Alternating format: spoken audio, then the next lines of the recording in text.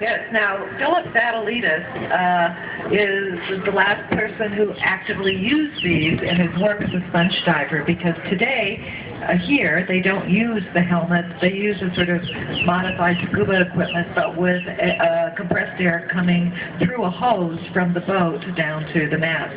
Anyway, Philip started working in the sponge industry when he was very young and was using those helmets. Could you tell us a little bit about how you got started as a diver and the kind of equipment you used and about using the helmet? Yes, my name is Philip G. Fatolitis.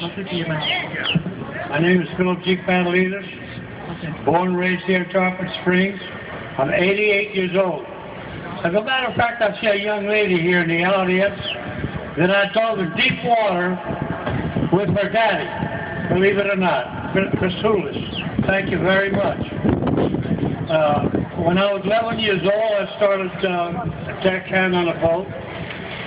When I was 15 and a half years old, I was a full-fledged diver. Our depth of water was anywhere from 60 feet all the way out to 120 feet of water. At times we had 4 divers on the boat, on the depth of the water that we worked.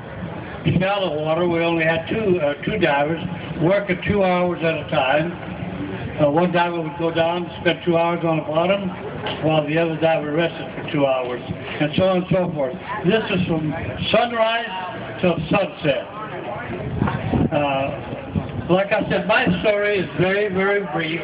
If there's any questions, I would like to answer them for you, if you'll come forward and ask me a question.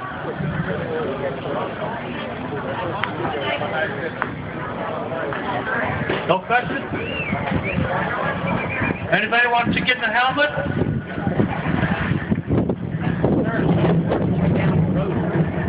Sir, come again? Working way down to the bottom. So rapid descent, or you working your way down by? No, wearing the hard hat, you have to have a descending line, because in a hard hat, you cannot balance yourself to go to the bottom. It isn't like wearing a desco or a mouthpiece.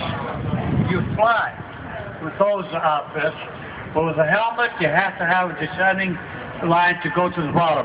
Now, ascending, coming back up, you don't need it. Your experience brings you up. You have to balance yourself, know how much air to put in your suit, so you can come up without going over and inflating your suit. Now, when did the Desco masks come in, and can you talk about those a little bit? I brought the Desco mask from the Navy in 1945. I was the first one that brought it here in Tarpon Springs, and I still have it. As a matter of fact, I loaned it to the city. That's for our exhibit on the Greek community, which is in the Heritage Museum in Craig Park. Now, how is a Desco mask different than a scuba mask? Well, a scuba, you have a mouthpiece that you breathe through that is held by your lips. A Desco is a closed-in face mask. It's a free-floating, free air mat.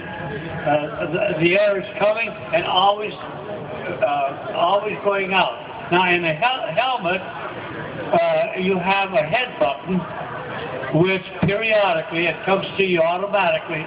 As you're looking for sponge, you're doing this, and automatically you're hitting the head button, and the air is going out. Otherwise, if the air would stay in the helmet, you would get monoxide.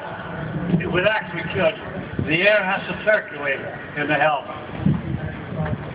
Okay, and so you first used the Desco mask when you were in the Navy in World War II, and you came back and started using it here, and at that point, was it when people stopped using the helmet, the diving helmet, or was it later on? No, in the Navy, it was a frog mask. If anybody knows what a frog mask was. I went to school in Little Creek, Virginia. And after that, yes, the Navy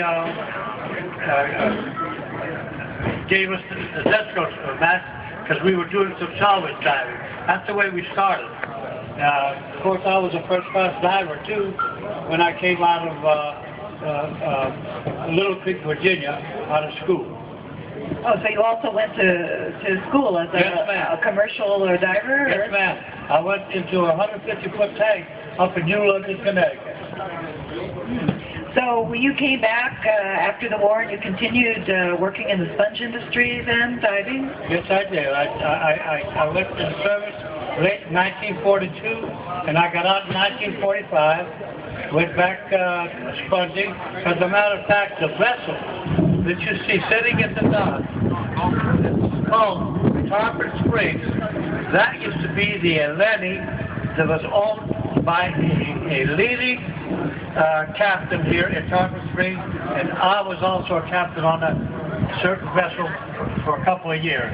That's about right, directly across from the stage, if you want to take a look at it. It's been renovated, now owned by the city of Tarpon Springs, you know, and kept here at the sponge dock.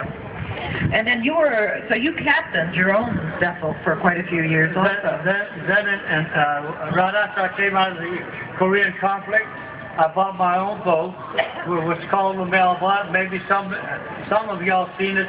I made a documentary through Channel 13 and another one through Channel 18. My vessel was in that documentary. And so, when did you actually retire from sponge diving and sponge I business? retired in my late, almost 80 years old. I would have been, I believe, 85 or 87. I think I sold my boat. Wow. So I guess it kept you in pretty good shape. And I believe this is your daughter over here, too. Yes, that's my youngest. Well, it's closing in on 12 o'clock, and we've got to get back on our schedule. But I would like to invite you to talk to Phil Fatolitis and Nicholas Toth Moore, and they have some very informative tables set up in this tent over here, where you can see the diving helmets, see the Desco mask. They've got pictures of what they do, and you can learn a lot more about the historical and current diving industry in the sponge business in Tarpon Springs. So let's give them a round of applause. Thank you, Tina, very much. Okay, thank you.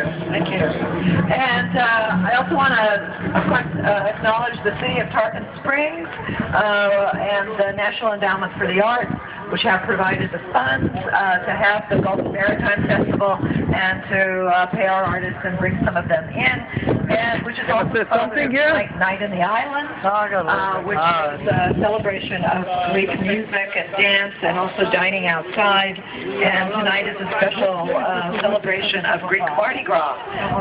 So we hope you'll attend that. Up next, we've had a slight schedule change, and we're going to be having Soupy Davis and friends. And right now I'm going to turn you over to folklorist Eleanor Wax, who will be introducing them. Thank you, Lauren. I'm guessing you're what, 88? Exactly. No, you didn't guess it. You heard me say it. No, I didn't hear you say it. I figured I was born in 42, and you were probably 20 years old in 42, so I had 20 to my age. That's just about when I went to service.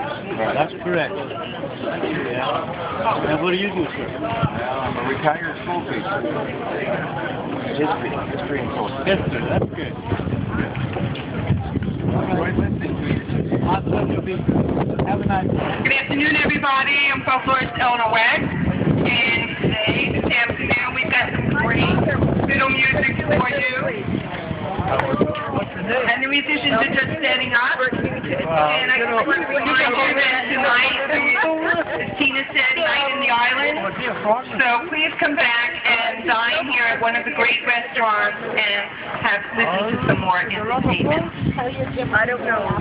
I wasn't born, but I remember the story. I've got the photo album. I've got kids. Oh, you are? My dad was at We lived in North Virginia. My dad was stationed in Louisville. He was there when I was born.